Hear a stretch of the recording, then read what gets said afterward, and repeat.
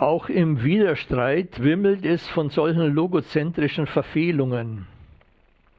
Seite 199 heißt es, der Wert der Erklärung ist der Wahrheitswert, er ist universal. Seite 217, das Gewinnen ist ein universales Prinzip. Seite 277, das erhabene Gefühl ist universal wie ein wohlgeformter und validierter kognitiver Satz. Die Universalität von wohlgeformten und validierten kognitiven Sätzen zeigt ganz besonders, wie sehr Lyotard immer noch dem modernen Denken verhaftet ist. Trotz seiner Forderung, dass Partikulares nicht universalisiert werden darf, weil es genau genommen nur Partikulares gibt, spricht der Widerstreit eine andere Sprache. Die Vermutung von Axel Honneth, dass sich das universalistische Gedankengut der Moderne doch nicht so leicht verabschieden lässt, wie Lyotard glaubt, ist also gar nicht so abwegig. Lyotard geht immer noch von Gegebenheiten aus, aber an sich gegeben ist weder ein Partikulares noch irgendeine andere Abstraktion. Partikular ist ein Urteil, das auf die Unterscheidung eines Subjekts folgt. Wo diese Unterscheidung, das heißt ein Urteil, nicht stattfindet, ist auch nichts partikular. Für Lyotard gibt es immer noch einen Ist-Zustand, der im Grunde subjektunabhängig ist. Das subjektive Moment der Willkür in der Begriffsbildung existiert für ihn nicht, weil der Mensch ja von der Sprache gedacht wird. Ich komme an dieser Stelle noch einmal auf das logische Problem der Selbstreferenz zurück, weil es sich auch hier um das Prinzip einer Entsubjektivierung handelt. Die griechischen Skeptiker haben die Unmöglichkeit objektiver Erkenntnis erklärt. Dadurch machen sie aber auch ihre eigene Behauptung wertlos, weil die dann ja auch keine objektive bzw. allgemeingültig wahre Aussage sein kann.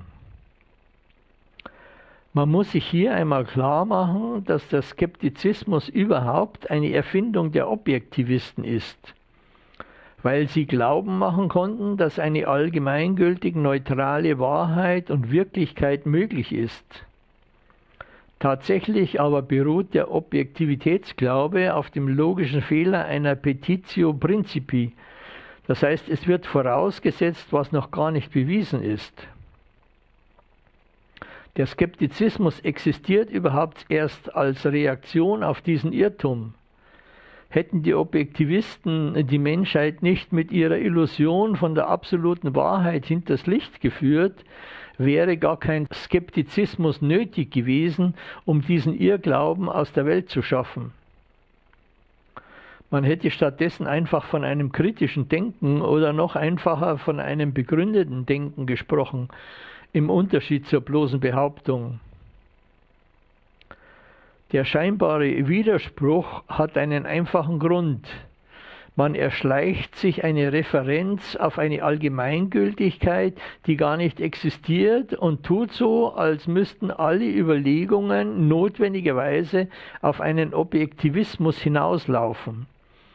Nur so ist eine Widersprüchlichkeit von Skeptizismus und Relativismus möglich. Nur weil die logische Voraussetzung, die gemacht werden muss, um das Argument triftig zu machen, nicht expliziert, sondern unterschlagen wird, lässt sich bei Leichtdenkern eine Zustimmung erzielen.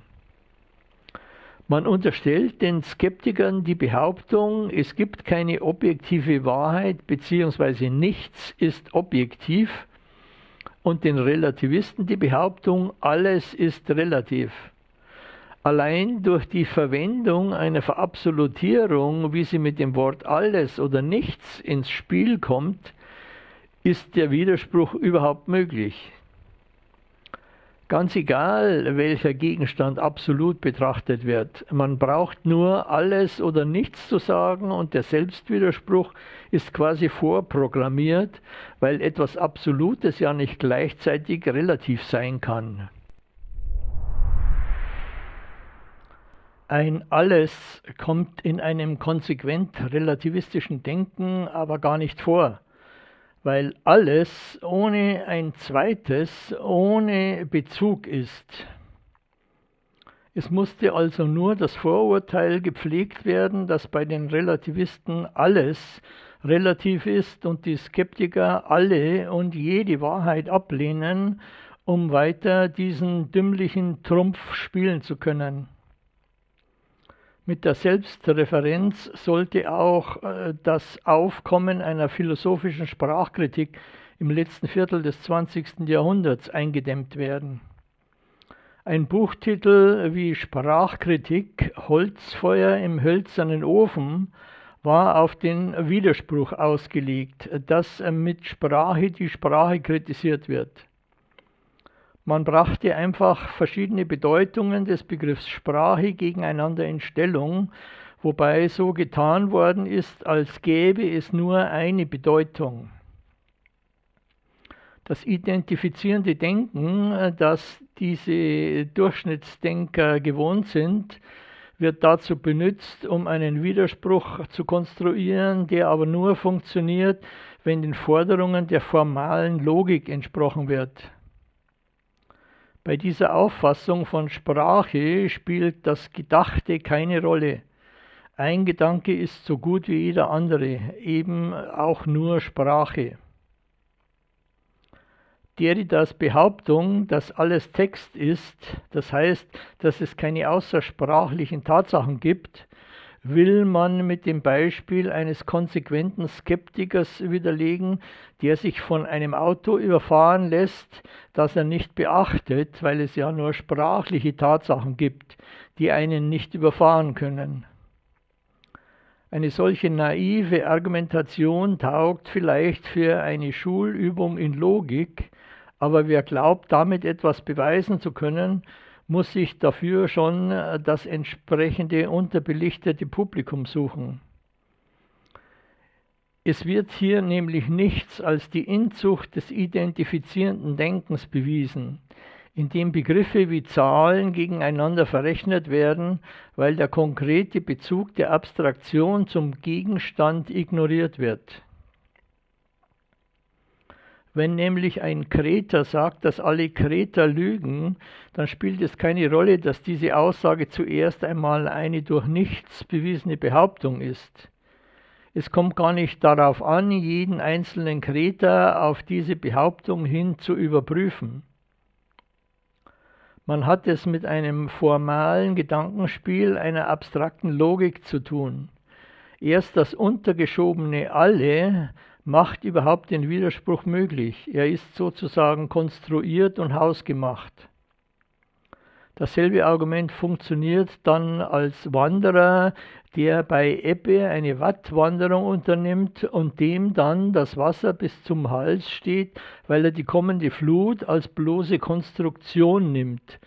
Oder man lässt jemanden aus dem 10. Stock springen und dergleichen. Jedes Mal wird dabei vom Relativisten, Skeptiker etc. eine Konsequenz in Bezug auf eine unterstellte Absolutheit eingefordert, wobei das Subjekt, das heißt der konkrete Mensch, mit seinem individuellen Bewusstsein und seiner Denkfähigkeit außer Acht bleibt. Ein ernstzunehmender Skeptiker kann aber sehr wohl unterscheiden, ob es um eine Angelegenheit an sich geht oder um etwas, das für mich von Bedeutung ist. Wer sich dagegen auf das An-sich-Spiel der Objektivitätsapostel einlässt, kann nicht gewinnen.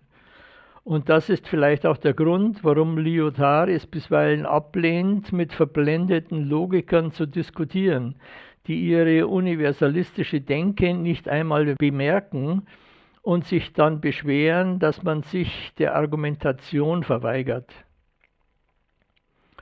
Als Skeptiker kann ich durchaus eine in hohem Maß wahrscheinliche Regelmäßigkeit und sogar die eine oder andere kausale Verknüpfung anerkennen, wenn sie Erfolg verspricht. Aber es gibt keine zwingende Notwendigkeit zur Verallgemeinerung über eine einzelne Situation hinaus. Deshalb lasse ich mich auch nicht von einem Auto überfahren oder von der Flut überschwemmen, weil es für mich plausibel ist, dass mir das nicht gut tut. Ein Versicherungsbetrüger denkt da vielleicht anders, wenn er selbstlos seine Nachkommenschaft finanziell versorgen will. Eine allgemeine Regel gibt es nicht, wenn Menschen beteiligt sind.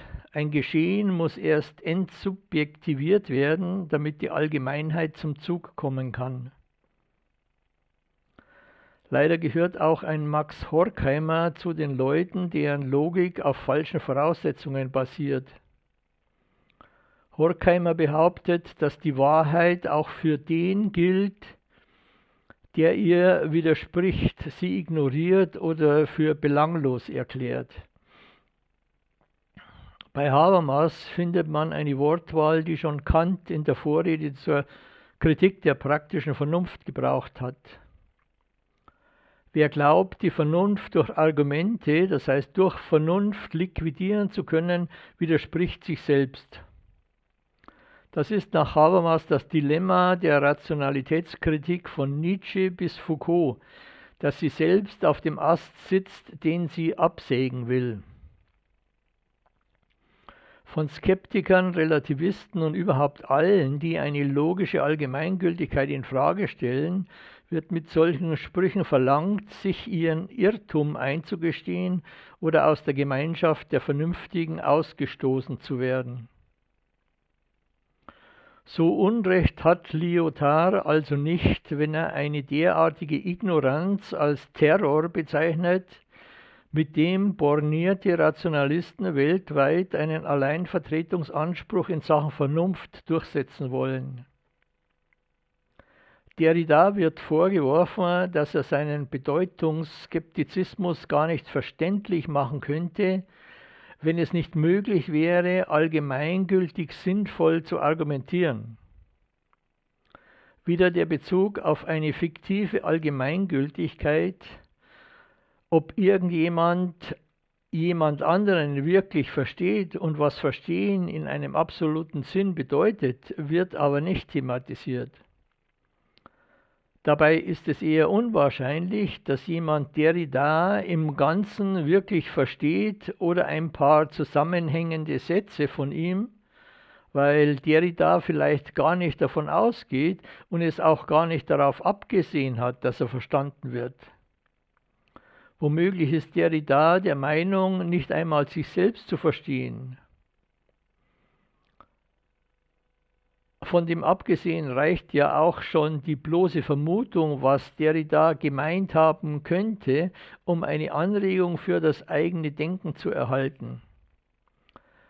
Aber so eine pragmatische Herangehensweise ist ja unlogisch von einem An-sich-Standpunkt aus betrachtet. Für die Logomanen ist jedes Argument, das keinen Anspruch auf Allgemeingültigkeit erhebt, irrelevant. Eine Kritik an dieser Allgemeingültigkeit wird aus dem schlechten Grund der Ordnung um der Ordnung willen nicht anerkannt. Dass Allgemeingültigkeit nichts als Konvention ist, eine Vereinbarung, erscheint als Ding der Unmöglichkeit. Es geschieht das, was Hegel Kant vorgeworfen hat, dass er ohne Wasser schwimmen lernen will, weil er die Möglichkeit von Erkenntnis immer schon voraussetzt und sich dann nur noch die passenden Bedingungen sucht. Ganze Bibliotheken sind nur deshalb mit allen möglichen Argumenten und Widerlegungen vollgeschrieben worden, weil wie selbstverständlich und nach dem Motto, was nicht sein darf, das kann auch nicht sein, etwas Unmögliches als Voraussetzung angenommen worden ist. Aus einer dümmlichen Selbstsicherheit heraus wird Skeptikern, Relativisten und Postmodernen das Recht auf Kritik abgesprochen. Man fühlt sich immun gegen alle Einwände, die den logischen Universalismus ablehnen. Diese Selbstüberschätzung ist vielmehr perfide als bloß borniert. Leider trägt auch Lyotard nicht wirklich zur Klarheit des Geschehens bei, wenn er im Widerstreit Aristoteles zitiert mit den Worten: Man erkennt ja, dass das Unerkennbare unerkennbar ist. Er glaubt damit, die Inkommensurabilität plausibler zu machen. Tatsächlich aber bewegt er sich in absoluten Dimensionen mit einer Erkenntnis an sich als Bezugspunkt. In seinem Beispiel wird der Erkenntnisbegriff in zwei verschiedenen Bedeutungen gebraucht. Einmal als ein Unerkennbares, das unerkennbar ist, weil es sonst kein Unerkennbares wäre. Und dann wird ein Erkennbares erkannt, weil es ein Erkennbares ist. Die scheinbare Paradoxie löst sich in dem Moment in Luft auf, wenn man es nicht mehr mit einer objektiven Erkenntnis zu tun hat und jemand für sich entscheidet, was als Erkenntnis gelten soll oder nicht.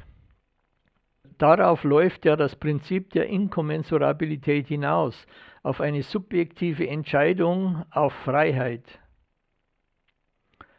Wenn grundsätzlich kein Wort dieses Etwas ausdrückt, das gemeinhin als Wirklichkeit bezeichnet wird, Wort und Sache also inkommensurabel sind, dann kann nur ich selbst die Verbindung von beiden auf der Basis meines eigenen folgerichtigen Urteils rechtfertigen.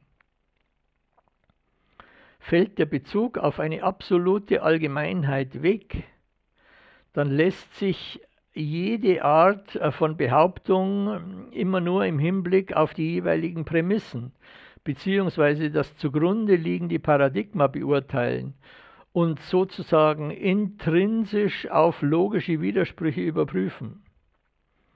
Von der absoluten Logik bleibt nur noch eine Binnenlogik übrig. Von Paul Bogossian, einem Realisten, der vor der Jahrhundertwende gegen die Postmoderne aufgetreten ist, wird folgende Schlussfolgerung überliefert, die auch Maurizio Ferrari von den neuen Realisten gern verwendet. Bogossian unterstellt, dass die Mächtigen, die Unterdrückten nicht kritisieren können, wenn die zentralen erkenntnistheoretischen Kategorien unvermeidlich an bestimmte Perspektiven bzw. Ausgangspunkte gebunden sind, und zieht dann den Schluss, dass deshalb auch die Unterdrückten die Mächtigen nicht kritisieren können. In der Tat braucht es ein gemeinsames Maß auf beiden Seiten, um überhaupt einen Vergleich anstellen zu können. Eine einzige Logik kommt dafür nicht in Frage, auch wenn die Mächtigen wie die Unterdrückten die höhere Vernunft jeweils für sich selbst in Anspruch nehmen wollen. Deshalb kann immer nur irgendein Zwang wirksam werden, um die Mächtigen und die Unterdrückten zur Übereinstimmung zu bringen, egal von welcher Seite er ausgeübt wird. Dass beide Seiten einander nicht kritisieren können, ist ja tatsächlich der Fall, weil es eben diesen archimedischen Punkt der Kritik nicht gibt und jede Partei die Sache mit ihren Augen sieht. Das ist ja das, was Lyotard behauptet, dass eine höhere Instanz einer übergreifenden absoluten Logik nicht vorhanden ist. Was aber wiederum nicht heißt, dass es nicht allgemeingültige ethische Normen geben kann oder vielleicht sogar geben muss, wenn von irgendeiner Gemeinschaft noch die Rede sein soll. Ein ähnliches Argument kommt ebenfalls von Bogossian. Er fragt, was denn wäre, wenn man einem indigenen Stamm im Amazonasgebiet eine eigene Seinslogik zugestehen würde. Ob man dann nicht auch weißen Rassisten eine eigene Seinslogik zugestehen muss. Das Problem ist hier, dass Bogossian annimmt, dass es sich immer um dieselbe Seinslogik handelt. Das heißt, es wird angenommen, dass es für beide Seinslogiken ein gemeinsames Drittes gibt, über das beide vergleichbar sind. Das ist aber nicht der Fall, weil es nicht ein einziges Sein gibt, das heißt kein Sein an sich. Die Bedeutung des Wortes Sein ist für beide Parteien nicht dieselbe und es gibt auch keine Instanz, die eine objektive Seinslogik begründen könnte. Was die Indigenen da von sich geben, ist für mich vielleicht ein etwas harmloserer Unsinn als der Unsinn der weißen Rassisten, aber Bogossian glaubt, es gäbe eine höhere allgemeingültige Rationalität, die logisch darüber entscheiden könnte, ob den Indigenen oder den Rassisten irgendetwas zusteht oder nicht.